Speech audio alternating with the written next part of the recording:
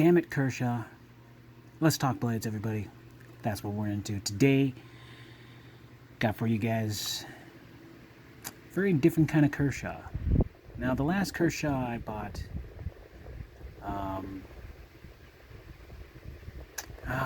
when did I can't, it's a long time ago. It was an Emerson waved Kershaw. Pretty decent sized knife, 4 inches. Now, I gotta be honest with you guys. When it comes to Kershaw, a lot of what they have is, I want to say, tool-oriented knives. At least to me anyways. I don't really see too much self-defense in it. Just regular practicality of it is about a normal size knife. Anywhere between 2 to 3 inches, give or take. And a lot of their knives are very kind of, to me, in my taste, a little bit cheap. Not that, I don't really care much for Kershaw too much. They have higher end knives, of course. But I don't see their knives being anywhere self-defense-y unless it was a collaboration through Emerson. I think that was the very first time I actually saw that it had a tactical aspect to it. Anyways, enough talking about that. I have for you guys a Kershaw, but it's one of their newer models. It is the Strada. There it is. 2076. You can see it on there. Now, the funny thing is, it comes in this humongous box. And I thought that was really weird. Such a big box for such a thin knife. Of course, I guess that's normal for Kershaw. This is going to go in the garbage anyways. I'm going to take this out. This is the knife. But you get all of this room. Look at that. That is a ton of space in there. And when the knife is sitting in there, I mean, this is just a little comical to me. Huge box. Itty bitty knife. It just looks so huge there for no reason. But hey, I'm not going to question their ways. And of course, you get your reading material, important information about your new Kershaw knife. Now, this usually comes in every Kershaw knife box that you can, when you purchase a knife. It teaches you about how the operation of the opening is. It tells you about the certain things you need to, parts about the knife that you need to know, things you need to just be aware of. And of course, it has the warranty information on this as well. So, just teaches you everything you need to know about your knife, how to sharpen it, what to do, this, that, and the other. I think I'm going to keep this, because I don't think I have any Kershaw booklets that help give me, it's always good to learn about it, but it's also good to keep some of these on hand just in case you need to refer back to something. Anyways, here's the knife, the Strada. Now, this is the regular size Strada. I was kind of beating myself up because I didn't know which one I wanted, whether I wanted the extra large or this one. So I decided that the extra large might be a little too big for me. The extra large is almost 5.5 inches of knife, and that's a bit encumbersome. It's a bit huge, even though this one's already huge. This one's 4.5 inches of awesome. And with that being said, the one thing that drew me to this knife is that this knife is supposed to be designed after the Spanish Navaja. And I have a couple of knives, one from Spyderco, that was designed after the Navaja, and another which was the Espada from Cold Steel. And I do have the G10, both G10 versions, the large and the extra large Espadas. So that kind of fell off the map. Unless you have an actual, Spanish Navaja. That's probably the only 2 models that I know of that I have from those 2 companies. And then all of a sudden, Kershaw pooped this one out, and I'm not calling it poop. I actually think it's really great. I just hate the timing.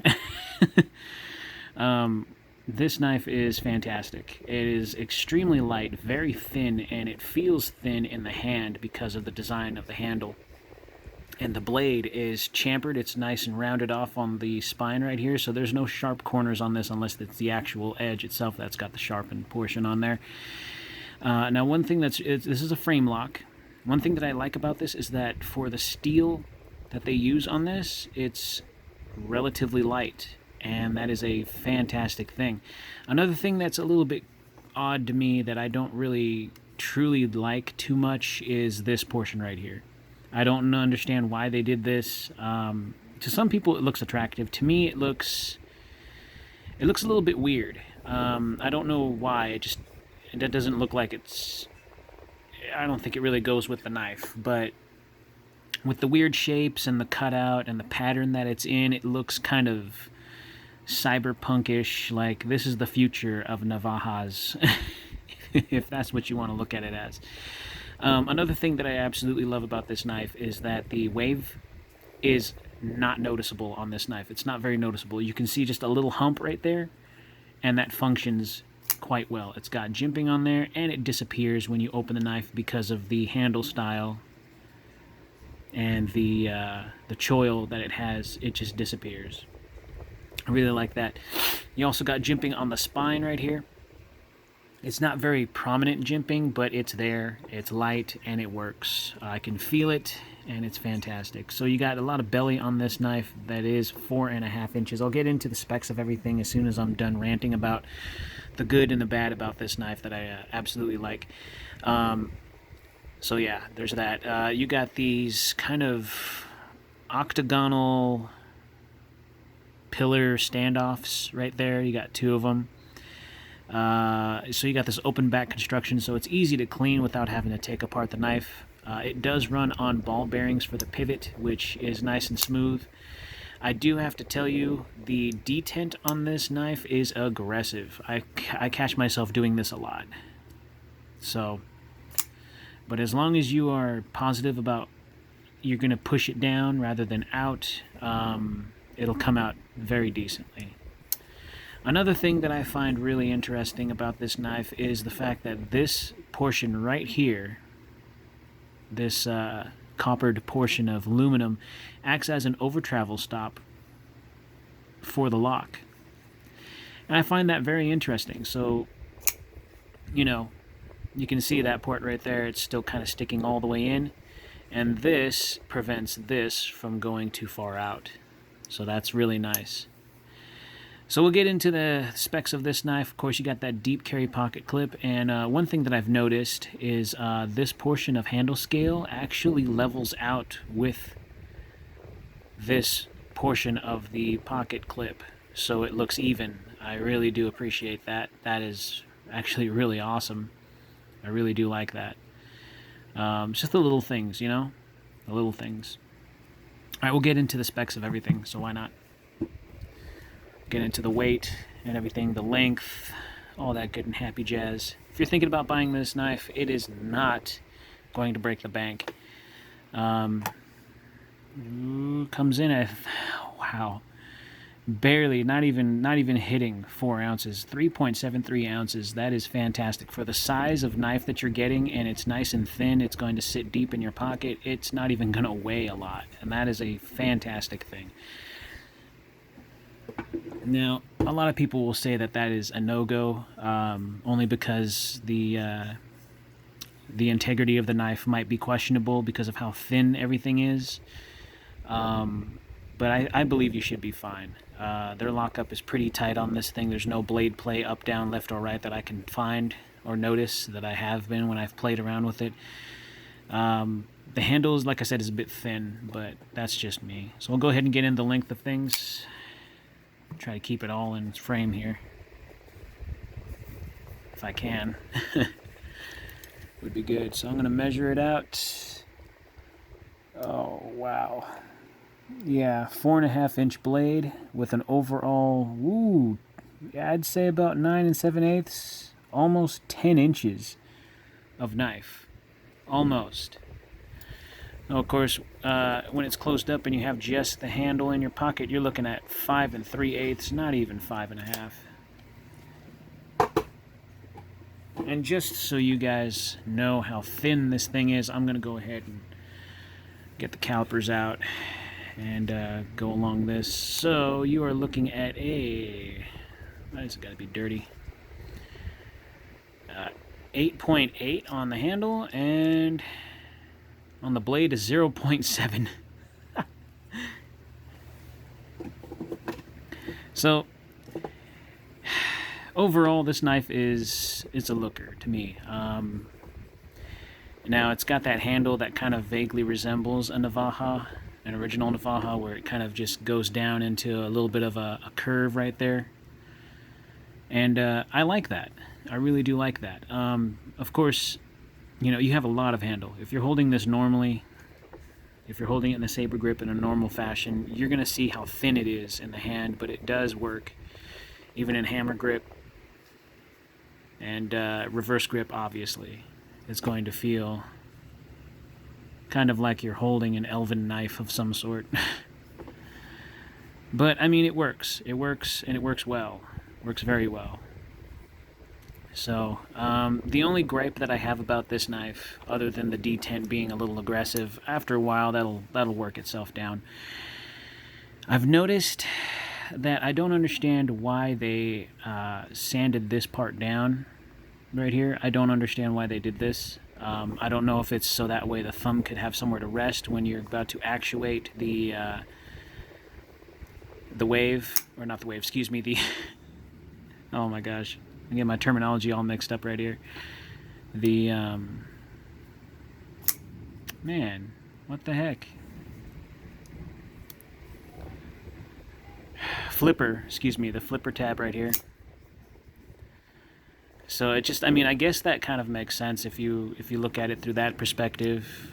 You'll have a place to put your thumb in the right place while you're about to actuate the flipper tab, but it doesn't provide any grip. It just feels like an indentation for it. So I guess it works to a degree, but I still don't understand why that's there. Another thing, I mean, it would have been cool if they just kept it straight G10, you know, instead of milling that down to what it was, or to what it is now. But I mean, it doesn't make a difference. It still works well, and I'm just talking about aesthetic-wise, functionality. I guess it wouldn't have mattered either way, but whatever, it's fine. My other gripe is this. I don't know if you guys are going to see this. Hopefully I can get it on camera. You see this raised portion right here? Well, I can push it down ever so gently. Now, that's just a hair off, but the fact that I can do that tells me that at some point in time, this isn't completely 100% level. Now, this, I can't do that with that. If I'm pressing this down, it's fine. There's no, you know, I don't see any give anywhere, but this one has a little bit of give right there, and that kind of bothers me just a little bit. But because this is rounded off and it doesn't have any sharp corners, it's less likely to get caught on stuff, and I'm not going to have to, I don't need to have to take apart this knife just to get to this part and bend it down so it's flush. But you know, I will over time if it comes down to it, but it should be fine. Oh, anyways, I didn't show you this, but it says Kershaw on the front side of the blade, the presentation side, and on the back side you got China down here, the model number 2076 Kai D2 blade steel, and of course you got their Kershaw's little symbol that they put on there that shows that it's an in-house model. So that's nice. That's nice. That is that's great. Of course, you got Kershaw on the pocket clip. I would much rather companies not put their damn logos on their pocket clips. They just keep their pocket clips plain. It would be fantastic if they did that. But hey, you know what? I guess they gotta advertise, right? So even when you're carrying the product, it's gonna have the brand name on there, and someone's gonna ask you about it. What you carrying today? What you got? Bust it out. Show me. Blah blah blah. Yeah. All right. This is a Kershaw knife. Boom. You can see the freaking. And you know, it's funny too. When I'm at work, and I do work with people, I always look at the pocket clips. And that's just me. That's just what I do. You know, I don't do this all the time, but I notice, especially older gents that walk around, they walk around with Kershaws. I see more Kershaws and Spydercos than I see Cold Steel or any other manufacturer. I think one time there was one guy that had the same exact knife that I was carrying on me right at that same moment, and I was like, oh, this guy's a knife guy. He's got to be. Anytime I talk about knives to somebody who has a Spyderco in their pocket, they always tell me something like, oh, it's the only one I got, or oh, I got 2 others at home. Like, I knew they have good taste in knives, but they don't have a huge collection. But there was only one other person, one other stranger, that told me that he's got a humongous collection, and it's just part of his rotation. He just rotates whatever he feels. You know, it's like, oh, today's Monday. All right, I'm going to be carrying, I'm carrying an Emerson. Oh, it's Tuesday. I'm carrying a, I'm carrying a Benchmade. Oh, it's Wednesday. All right, I'm carrying a Kershaw. You know what I mean? It just goes in that rotation. You find the thing that works for you, that you like, that seems to be your pattern, or you just go about your day carrying one knife and one knife only, and it's your everything knife. Your beater knife, your dress knife, your, Now, I know they came out with an extra large version of this. Like I said, I was fighting myself on whether or not I wanted to do that. I just now remembered that I actually told you guys at the beginning of the video. Yeah, so the extra large version is, I don't know, I might get it later on. I have it in a shopping cart right now, just on standby, just, for a rainy day. If I have the money for it, I'll get it. But right now, I kind of just want to stick with just this one because I think it's perfect. Even though it's a smaller one of the two, it's still humongous. And I mean, I'll get another knife to compare it to. Here we go. This is what I'm currently carrying right now. It's the Artisan Cutlery Arroyo. And the detent on this is pretty weak, as you can tell. The detent on this is really strong. So, with that being what it is, I think, whatever makes it.